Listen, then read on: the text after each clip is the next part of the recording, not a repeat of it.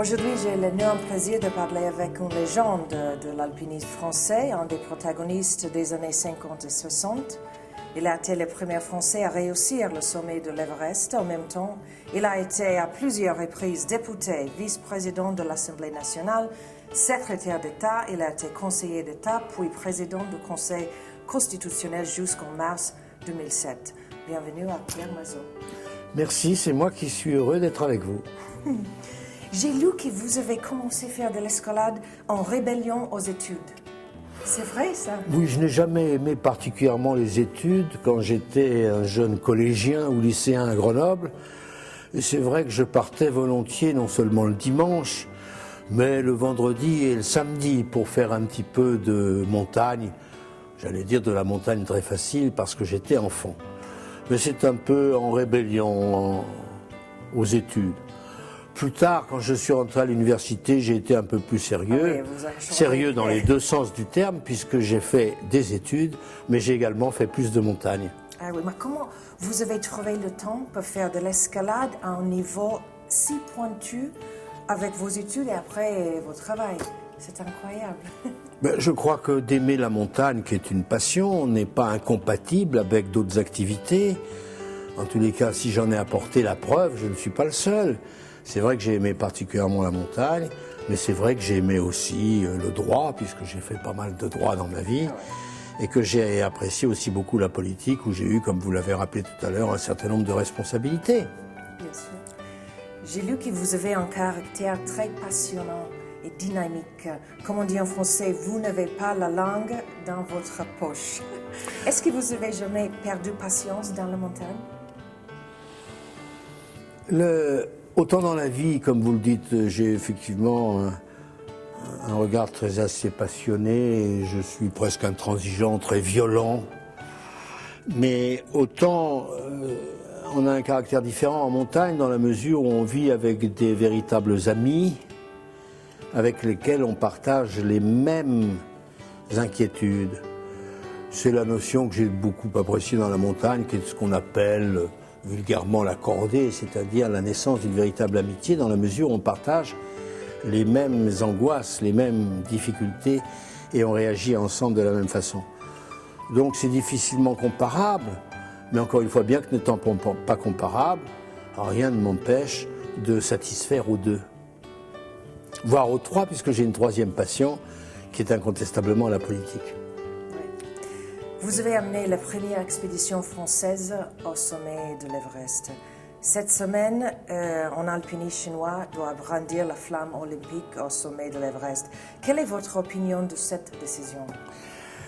Oui, écoutez, je laisse les Chinois libres de faire ce qu'ils veulent.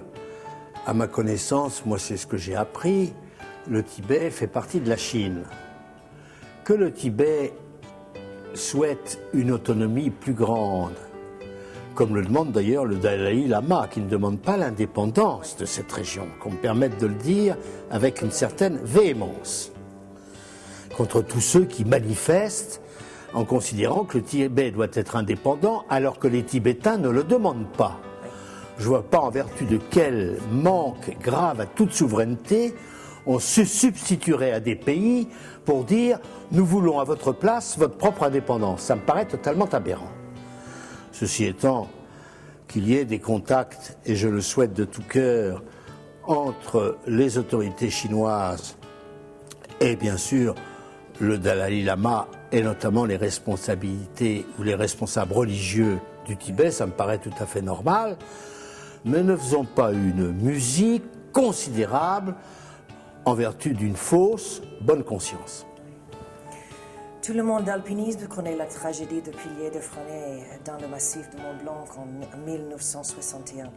Vous avez été le compagnon de cordée de beaucoup d'alpinistes restés dans l'histoire. Et dans le livre « Montagne pour un homme nu », il y a un passage sur l'amitié. Or, pour moi, il n'est pratiquement d'amis qu'en montagne. Vous le pensez toujours? Oui, je crois au sens profond de l'amitié, j'allais presque dire, si vous me permettez, je ne veux pas faire un excès de culture, au sens grec du terme. Oui. C'est qu'en montagne qu'on rencontre ça. Peut-être dans d'autres domaines que je n'ai pas connus. Je ne prétends pas qu'il n'y a qu'en montagne, mais pour moi, il n'y a eu qu'en montagne. J'ai beaucoup d'amis dans le monde politique, j'ai eu beaucoup d'amis juristes, partageant avec eux les mêmes problématiques, etc. Mais en montagne, encore une fois, dans la mesure où on est en face des mêmes incertitudes, on partage nécessairement les mêmes angoisses et on tire parfois les mêmes joies, si je peux m'exprimer en employant ce terme, sans en tirer quelque imagerie d'Épinal que ce soit. Je crois que c'est la force, effectivement, de l'amitié au sens grec du terme. Vous avez écrit dans un livre que vous espérez mourir dans la montagne parce que c'est la seule façon de pouvoir rencontrer à nouveau vos amis. Songez-vous toujours à cela? Oui, il y a à la fois... Oui, non, mais comme disait Guido Lamer, mourir en montagne, c'est mourir d'une mort brève et hâtive. Je souhaite mourir le plus